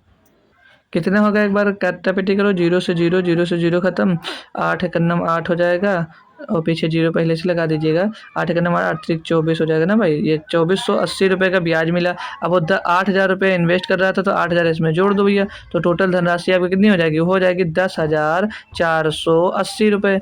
इतनी धनराशि होगी। अब ये धनराशि उसने उठाई 10,480 रुपये की धनराशि उठाई और एसबीआई में जाकर अगले 2 सालों के लिए इन्वेस्ट कर देता भाई। तो अगले 2 साल एसबीआई में 16% ब्याज मिलेगा और 21, तो 16 और 21 टोटल कितना हो जाता है भैया 37%, यानी कि 37% ब्याज यहाँ पर भैया मिलने वाला कितना 37% ब्याज। तो 37 बटे में क्या हो जाएगा ये 100 हो जाएगा।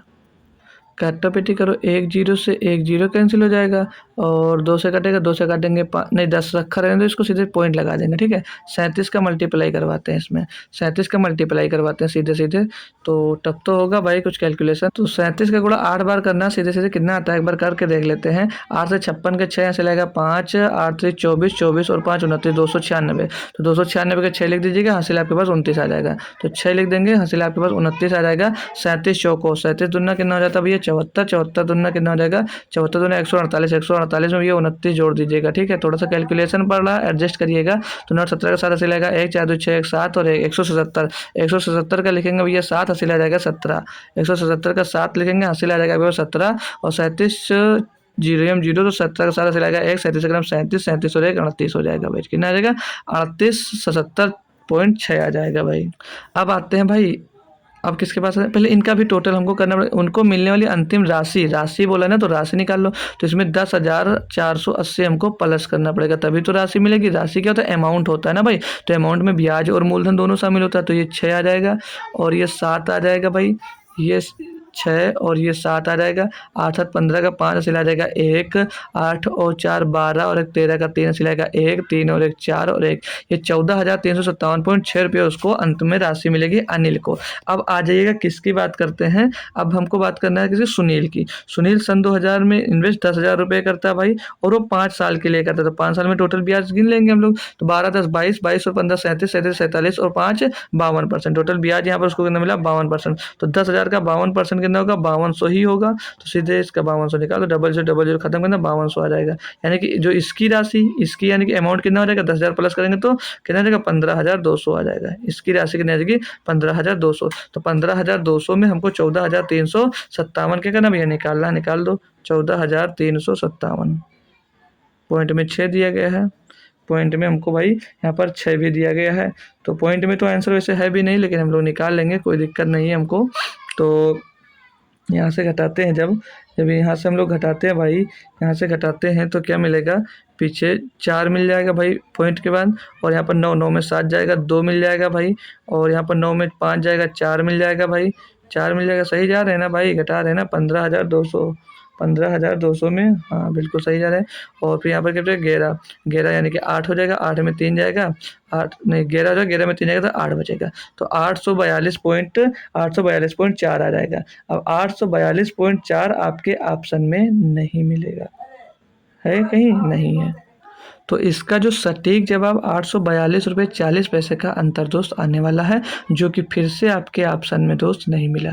तो यही पेपर में आपके बना था 13 दिसंबर 2017 के शिफ्ट सेकंड में भाई, यही ऑप्शन आए थे और क्वेश्चन आपका ऐसा बना था। तो वहाँ पर आपका ऑप्शन गलत था, यानी कि ये भी क्वेश्चन आपका गलत था डियर। ठीक है भाई, तो मैंने आपको शुरुआत में ही बताया था कि इस शिफ्ट के बहुत सारे क्वेश्चन दोस्तों गलत थे, ठीक है, लेकिन जो मैंने सॉल्व किया और जो आंसर निकाला वो बिल्कुल आपका सही है दोस्त। 36 नंबर क्वेश्चन क्या कहता है कि अनिल ने सन 2002 में वर्ष 2002 के दौरान एसबीआई बैंक में 10,000 रुपये जमा किए। एसबीआई बैंक में 2002 में भैया कितने भैया, यहाँ ये रहा 2002, इसमें आप उसने 10,000 रुपये जमा किए। और सुनील ने 2001 में एचडीएफसी बैंक में, यानी कि इसमें एचडीएफसी बैंक में 10,000 जमा किए। वर्ष 2004 के अंत में ब्याज के रूप में उन्हें एक साथ कितनी राशि मिलने वाली। भाई देखो पहले एचडीएफसी बैंक का निकाल लेते हैं, सुनील का, किसका निकाल लेते हैं भाई, सुनील का। तो सुनील ने भाई 2001 में इन्वेस्ट किया 10,000 रुपये, टोटल कितने परसेंट ब्याज मिलेगा तो हम लोग देख लेंगे भाई। तो 2001 में तो 4 तक बोला गया तो 12%, 15 37%, 37 और 45, 45 और 50%, यानी कि भैया 50% ब्याज मिलेगा। 10,000 का 50% कितना होता है 5,000 होता है। कैलकुलेट करने की भी जरूरत नहीं, क्योंकि सारे बच्चे जानते हैं। ठीक है सर, अनिल का दिया है, अनिल सन 2002 में किसमें एसबीआई में इन्वेस्ट करता है भैया 10,000 रुपये, सेम अमाउंट ये भी इन्वेस्ट कर रहा है भाई। अमाउंट भी बढ़िया है, जो प्रिंसिपल इन्वेस्ट कर रहा है वो भी सही है, क्योंकि परसेंटेज निकालने में बहुत आसानी होती है। 2002 में कर रहे हैं कि 12% ये ब्याज मिलेगा इसको, 16 मिलेगा, 12 16 28%, 28 और 21 49% यहाँ पर ब्याज मिलेगा। कितना भाई 49% यहाँ पर ब्याज मिलेगा, तो 49 बटे में ये 100 हो जाएगा। सॉल्व करेंगे भैया इसका भी 4900 आ जाएगा।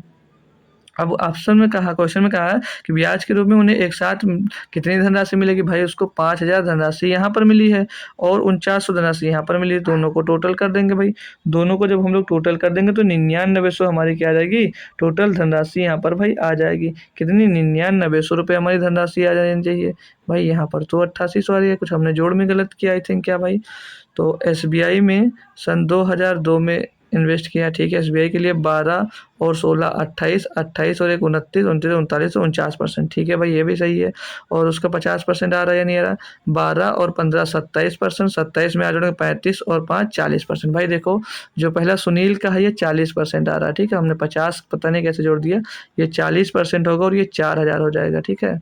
कितना हो जाएगा, ये 4,000 हो जाएगा भाई, ठीक है। देखो थोड़ा सा भी गलत हो गया, ये 4,000 हो जाएगा, ये 40% है डियर। 4,000 और 4900 जोड़ेंगे तो 8900 आएगा, ठीक है। कितना आएगा 8900। तो 8900 कौन से ऑप्शन में भाई, 8900 भी नहीं मिल रहा हमारा, फिर से कुछ मिस्टेक है क्या।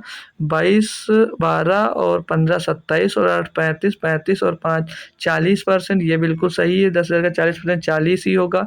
और एसबीआई में निकालते हैं तो 12% 2002 में उसको पहले ब्याज मिलेगा, फिर 2003 में उसको ब्याज मिलेगा 16%, 16 12 28% हो जाएगा। जाएगा। 28 में 20 जोड़ेंगे तो 28 10 38, उधर 48 और 49% ब्याज यहाँ पर मिलेगा, तो 4900। तो यहाँ पर इनका भैया 8900 रुपये ही आना चाहिए। आई थिंक कुछ मिस्टेक है, इसके लिए नहीं आ रहा।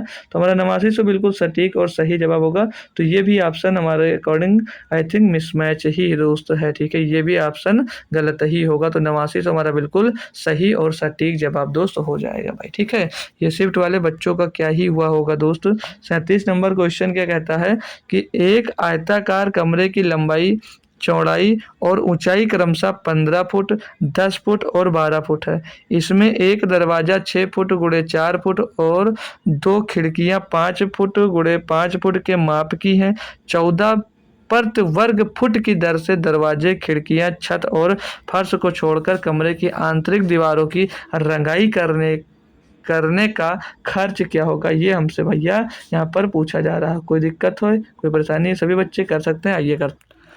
तो हमको कमरे की लंबाई दी गई है 15 फुट, चौड़ाई दी गई है 10 फुट और जो ऊंचाई दी गई है वो कितनी दी गई है, 12 फुट दी गई है। तो यहाँ से अगर हम लोग कमरे के चारों दीवारों का क्षेत्रफल निकाल लेते हैं, तो चारों दीवारों का जो एरिया होता है, कि किसी बच्चे को फार्मूला याद है चारों दीवारों का क्षेत्रफल कैसे निकाला जाता है? तो 2 गुणे में लंबाई गुणे लंबाई प्लस चौड़ाई गुणे ऊंचाई। तो 2 गुणे में लंबाई कितनी है माय डियर, 15 फुट है। जो लंबाई है 15 फुट है और जो चौड़ाई दी गई है वो कितनी है भाई, 10 फुट है। और जो गुणे में ऊंचाई कितनी दी गई है, ऊंचाई आपको दी गई है 12 फुट। तो 12 कर देंगे, यहाँ से हमको एरिया मिल जाएगा। तो 15 10 25 दूनी 50 गुणे 12 तो 12 पंचे 60, टोटल कितना है 600 स्क्वायर फुट आ जाएगा, 600 वर्ग फुट आ जाएगा, 600 वर्ग फुट आ जाएगा। 600 स्क्वायर फुट कर सकते हो या 600 वर्ग फुट बोल सकते हैं हम लोग, ठीक है भाई। 600 वर्ग फुट मिल जाएगा। ये हमको कमरे का क्या मिल जाएगा, टोटल क्षेत्रफल यहाँ से मिल जाएगा भाई, कमरे का टोटल क्षेत्रफल मिल गया। अब आपसे क्वेश्चन में कहा कि 2 खिड़की, क्या कहा है, इसमें एक दरवाजा है 6 गुणे 4 फुट का और 2 खिड़कियाँ 5 गुणे 5 फुट माप की, ठीक है। तो दो खिड़की और एक दरवाजे, इनका क्षेत्रफल निकालो, सीधे साथ में निकाल रहे हैं, साथ दोनों का, ठीक है। 2 खिड़की और एक दरवाजे का सीधे इनका एरिया निकाल रहे हैं, का एरिया। तो इनका एरिया क्या हो जाएगा भैया, 2 गुणे लंबाई गुणे चौड़ाई। तो 2 गुणे में लंबाई गुणे चौड़ाई, तो ये कितना होगा भाई, लंबाई कितनी है 5 गुणे, पहले की 6 गुणे 4 की, 6 गुणे 4 की कर देंगे पहली। अच्छा खिड़की थी आपकी भैया 5/5 की, तो पहले खिड़की लियो ना, तो खिड़की का ले लो, कोई दिक्कत नहीं है। 5 गुणे 5 की खिड़की थी और प्लस में दूसरे का क्या है, एक आपका दरवाजा था। दरवाजा कितने तक भैया, 2 गुणे में 6 गुणे 4, 2 गुणे में 6 गुणे में 4। ये यहाँ से इनका क्या मिल जाएगा, क्षेत्रफल मिल जाएगा। तो 25 दूना 50 हो जाएगा ये, और 6 को 24 दूना 48 हो जाएगा। तो इन दोनों का क्षेत्रफल कितना यहाँ से मिल रहा है, यहाँ से इन दोनों का क्षेत्रफल मिल जाएगा भाई 6 चौको 24, 6 चौको 24। एक काम कर लेते हैं भाई ना, 6 चौके 24 दूना 48, ठीक है भाई, 25 दूना 50 दूना 50। एक मिनट, आयत का क्षेत्रफल ना भाई लंबाई गुणे चौड़ाई होता है, तो दरवाजा हमारा आयताकार है ना, तो ये दो नहीं होगा, लंबाई गुणे चौड़ाई होगा, तो 6 गुणे 4 ही होगा, सिर्फ और सिर्फ यहाँ पर क्या होगा, 6 गुणे 4 ही होगा। तो 25 दूना 50 हो जाएगा ये इसका क्षेत्रफल, और 6 चौके 24 क्षेत्रफल इसका आ जाएगा। तो दोनों को जोड़ेंगे जाएगा 74 वर्ग फुट इनका क्या आ जाएगा भैया, इनका क्षेत्रफल आ जाएगा 74 वर्ग फुट इनका, इन दोनों का क्षेत्रफल आ जाएगा। अब आपसे क्वेश्चन में क्या कहा है, अब आपसे आगे फिर से क्वेश्चन पढ़ो, तो आगे बोला है कि 14 रुपये प्रति वर्ग फुट की दर से दरवाजे, खिड़कियां, छत और फर्श को छोड़कर कमरे का आंतरिक दीवारों की रंगाई करने का खर्चा क्या होगा। अब कमरे में रंगाई के लिए बचा भाग कौन सा होगा भैया, तो 74 फुट। ये टोटल 600 हमने निकाला था पूरे कमरे के चारों दीवारों का क्षेत्रफल, चारों दीवारों का क्षेत्रफल 600 वर्ग फुट निकाला था, जिसमें 74 वर्ग फुट हम निकाल देंगे दरवाजा, खिड़कियां, तो कितना बचेगा 526 वर्ग फुट। ये जो 526 वर्ग फुट बचे, इतना हमको काम करवाना। हमने छत और नीचे जो फ्लोर फर्श का हमने एरिया नहीं लिया था, तो 526 वर्ग फुट हमको क्या करवाना है, पेंट या जो कर रंगाई करवानी है। और 14 रुपये पर वर्ग फुट से 14 का गुणा कर दो, 14 छंग 84 का 4 हासिल आ जाएगा भैया 8, 14 दूना 32, नहीं 14 छंग 84 का 4 हासिल आएगा 8, 14 दूना 28 और 8 36 के 6 हासिल आएगा 3, 14 पंचे 70 और 3 73। तो 7364 रुपये का खर्चा टोटल आएगा, जो कि ऑप्शन नंबर 1 में दिया गया है, जो कि ऑप्शन नंबर हमको 1 में दिया गया। एक बार थम्स अप करके बता दीजिएगा जी सर क्लियर है क्वेश्चन। बढ़िया सा प्यारा सा क्वेश्चन था, सभी बच्चों को क्लियर हो गया होगा। अब ये 38 नंबर क्वेश्चन बोल रहा है कि 4 व्यक्ति एक काम को 12 दिनों में कर सकते हैं। अगर व्यक्तियों की संख्या को 2 से घटा दिया जाए तो वे असल काम के 1/4 काम को कितने दिनों में पूरा करेंगे। भाई MDH मसाला लगा दो, बढ़िया से बढ़िया तरीके से हो जाएगा। 4 व्यक्ति बढ़िया तरीका यही है कि वही M1 D1 H1 लगा दो बट्टे W1। तो 4 आदमी भैया किसी काम को 12 दिनों में कर सकते हैं, ठीक है, 2 घंटे काम कर दिया जाता है तो नहीं, 2 घंटा नहीं किया है, 4 आदमी से हमको 12 दिन में करना चाहिए। टोटल काम करके एक काम को पूरा करते हैं। तो वो बोला जा रहा है अगर व्यक्तियों की संख्या 2 कर दी यानी कि 4 से 2 हो जाएँगे, तो ये असल काम का 1/4 काम कितने दिन में करना है? भई कितने दिनों में करेंगे? ये x मान लीजिए निकालना है 100 दिन में, 1/4 काम इसका 1/4 तो 4000 का ऊपर भैया गुणा करवा दीजिएगा। सॉल्व करेंगे जब इसको 4 से, 4 खत्म 2 से काटेंगे भैया 6 बार जाएगा, x बराबर क्या आ जाएगा 6 दिन। क्या आ जाएगा भैया 6 दिन। 6 दिन में करेंगे इसका 1/4 भाग। इसके आधे लोग मतलब 2 लोगों को अगर कम कर दिया जाता भैया तो 6 दिन में शेष काम को भैया वो लोग कर पाएँगे। होप करूँगा क्लियर होगा। 39 नंबर क्वेश्चन क्या कहता है समझेंगे भाई। मतलब शिव एक वस्तु के अंकित मूल्य पर 20% की छूट देता है और दीपावली वाले दिन पिछले छूट लागू होने के बाद 40% अतिरिक्त छूट देता है। अगर तमाम छूट लागू करने के बाद भी दुकानदार का कुल लाभ 50% है तो दीपावली के दिन 8,000 रुपये में बेची गई वस्तु का अंकित मूल्य और लागत मूल्य ज्ञात करना, हमको ये बताना। बहुत बढ़िया है और बहुत अच्छा क्वेश्चन है। देखो यहाँ पर आप लोग अंकित मूल्य हम लोग क्या करते हैं एक्स मान लेते हैं। जो मार्क प्राइस मान लीजिएगा कि हमारा जो मार्क प्राइस रहा होगा कितना रहा होगा, एक्स रहा होगा। ठीक है, एक्स रुपये हमने मार्क प्राइस अपना मान लिया एक्स रुपये। अब सभी छूटों के बाद विक्रय मूल्य हमको पता करना है। तो क्वेश्चन में कहा है कि शिव एक वस्तु के अंकित मूल्य पर 20% की छूट देता है। तो अगर हम लोग यक्स मान लिए हैं तो वो 20% का छूट देगा यानी कि 80% में बेचेगा। तो 80 बटे क्या लिख सकते हैं इसको भाई 100 लिख सकते हैं। फिर से आगे बोला दीपावली वाले दिन पिछले छूट लागू होने के बाद वह 40% अतिरिक्त छूट देता है। तो 40% की अगर और छूट देगा तो अब कितने में बेचेगा 60% में बेचेगा। तो 60% में बेचने का मतलब क्या हो जाएगा 60/100 हो जाएगा। तथा अगर तमाम छूट लागू होने के बाद भी दुकानदार को कुल 50% का लाभ होता है तो इतने में उसको बेचने के बाद देखते हैं कितने में बेचा। यहाँ से हम लोग निकालते हैं तो टोटल तो 1020 खत्म, 8 छंग 48 हो जाएगा ना भाई। 8 छंग 48 एक्स बटे में 100, 8 छंग 48 बटे में 8 छंग 48 एक्स बटे में 100, ये आ गया यहाँ पर इतनी वैल्यू। अब ये जो वैल्यू आई है ना ये क्या है बेचने वाली आपका विक्रय मूल्य निकल कर आया है जो कितना है भैया 8,000 रुपये है। जो किसके बराबर है ये 8,000 रुपये के बराबर है। जो किसके बराबर है ये 8,000 रुपये के बराबर है। तो यहाँ से हम लोग क्या करेंगे एक्स की वैल्यू निकाल लेंगे। एक्स की वैल्यू तो आपकी मार्क प्राइस यहाँ से मिल जाएगी। तो 8,000 में क्या करेंगे 100 का गुणा करा दो भाई। 8,000 में 100 का गुणा करवा दो क्योंकि क्रॉस मल्टीप्लाई होगा। बटे में क्या आ जाएगा 48 आपके आ जाएगा, 48 आ जाएगा। इसको सॉल्व करते हैं एक बार। तो 16 से काट देंगे 3 बार जाएगा और 16 से इसको काट देंगे भैया 16 पंचे 80, 500 बार चला जाएगा। अब ये कितना आ जाएगा 500 पीछे डबल जीरो लगा दें 50,000 आ जाएगा। बटे में 3 आ जाएगा, डिवाइड करो इसको। तो 3 से इसको डिवाइड करते हैं भाई। तो 3 एक अन्नम 3, 2 बचेगा 20 हो जाएगा, 3 छक 18 हो जाएगा। फिर 2 बचेगा 20, 3 छक 18, 2 बचेगा 20, 3 छक 18, 2 बचेगा 3 छक 18, 16,666.6667 हम लोग इसको लिख सकते हैं। तो ये इसका क्या आएगा, ये इसका आएगा भैया मार्क प्राइस। लेकिन वो आपसे क्वेश्चन में पूछा है कि उसको क्या बोला जा रहा है कि जब 8,000 में बेच रहा था तो उसको 50% का प्रॉफिट हो रहा था। तो अंकित मूल्य हमको अंकित मूल्य और लागत मूल्य ज्ञात करना है। तो ये तो हमारा अंकित मूल्य निकल आया। अब अंकित मूल्य निकल आया तो अंकित मूल्य ये तो हमारा मार्क प्राइस मिल गया। तो अंकित मूल्य हमको जब मिल गया तो हमको कॉस्ट प्राइस निकालने की जरूरत भी नहीं है क्योंकि ये तो एक ही में दिया था पहले। अंकित मूल्य 16,666.666 आ गया हमारा। अब निकालने की जरूरत है। अगर निकालना भी है तो जब आप प्रॉफिट देखो कितने का बता रहा है कि सब छूट दे दिया तब भी उसको 50% का प्रॉफिट हो रहा है। तो 100% की वैल्यू ये है तो इसका 50% इसका आधा निकाल लो। 2 अट्ठे 16 नहीं इसका आधा 50% यानी कि आपको जब 8,000 में बेचे तो उसको 50% का प्रॉफिट हो रहा है। यानी जो 8,000 जो है ये किसकी वैल्यू है, ये 150% की वैल्यू है। तो सीधे 100% निकाले जाए आपका क्या मिल जाएगा, आपका क्रय मूल्य भी मिल जाएगा। तो मैं बता देता हूँ, बाकी निकालने की जरूरत नहीं थी, बाकी ऑप्शन से आप लोग मिल गया। तो आपका जो विक्रय मूल्य दिया गया है वो 8,000 रुपये है। 8,000 रुपये बेच रहा है उसको तो 50% का प्रॉफिट होने की जो 8,000 ये वैल्यू है किसकी है 150% की है। और गुणे में 100 कर देंगे तो यहाँ से भी हमको लागत मूल्य डायरेक्ट मिल जाएगा। तो कैलकुलेट कर लीजिएगा, ये आंसर आ जाएगा। और ये मिल रहा है कितना 53.33 आ जाएगा भाई आपका। ठीक है, तो ऑप्शन सी बिल्कुल सही जवाब हो जाएगा। इस क्वेश्चन का लास्ट मतलब इस शिफ्ट का लास्ट क्वेश्चन करते हैं और इस शिफ्ट से हम लोग लेते हैं विदा। अब दिया गया 8 मार्च 2010 को सोमवार था तो 8 मार्च 2011 को कौन सा दिन होगा। बहुत ही आसान क्वेश्चन मिल गया भैया लास्ट में। तो इसको मैं दे देता हूँ होमवर्क में। जितने लोग जुड़े हुए हो सभी को मैं देख रहा हूँ क्योंकि सभी के कमेंट देख रहे थे। अब देखता हूँ इसका आंसर कौन सा बच्चा है जो कमेंट बॉक्स में उसको देखा जाता है, उसका नाम कल यहाँ पर क्लास में बताया जाएगा। ठीक है भाई, लास्ट लास्ट में। तो देखते हैं कौन सा बच्चा कमेंट करता है इस क्वेश्चन का बिल्कुल सही जवाब। ठीक है, तो आज की शिफ्ट के 40 क्वेश्चन हमने कंप्लीट कर लिए। तो एक बार सभी बच्चे थम्स अप करके बता दे देंगे कि सारे के सारे क्वेश्चन दोस्त क्लियर हैं या नहीं क्लियर हैं। तो ज़रूर बताना, और कोई भी दिक्कत आई है, कोई भी परेशानी आई तो ये मेरा टेलीग्राम ग्रुप है, इसकी लिंक आपको कमेंट बॉक्स में पिन की गई है, वहाँ से जाइएगा, आप लोग हमारा टेलीग्राम ग्रुप ज्वाइन कर लीजिएगा। जो भी दिक्कत है, डाउट है, मैथ्स से रिलेटेड कोई भी प्रॉब्लम है तो आप लोग वहाँ पर पूछ सकते हैं दोस्तों। ठीक है, टेलीग्राम जब ज्वाइन कर लेंगे तो काफ़ी सूचनाएं हैं, बहुत कुछ आपको टेलीग्राम पे देखने को मिलेगा। तो टेलीग्राम पहले ज्वाइन करिएगा, फिर उसके फ़ायदे भी आप लोग ले सकते हैं। तो आज की क्लास कैसी लगी ये बात भी कमेंट बॉक्स में आप लोगों को बताना है। तो कल से फिर से आपको 8 PM पे टाइम पे आ जाना है। कल हमारी जो शिफ्ट स्टार्ट होने वाली है वो 13 दिसंबर सन 2017 शिफ्ट थर्ड हम लोग इसकी स्टार्ट करने वाले हैं, जिसके पहले 20 क्वेश्चन हम लोग सॉल्व करेंगे, फिर 20 क्वेश्चन उसके अगले दिन सॉल्व करेंगे। तो चलते हैं, मिलते हैं फिर एक बार आपको। तब तक के लिए थैंक यू सो मच दोस्तों। जय हिंद, जय भारत।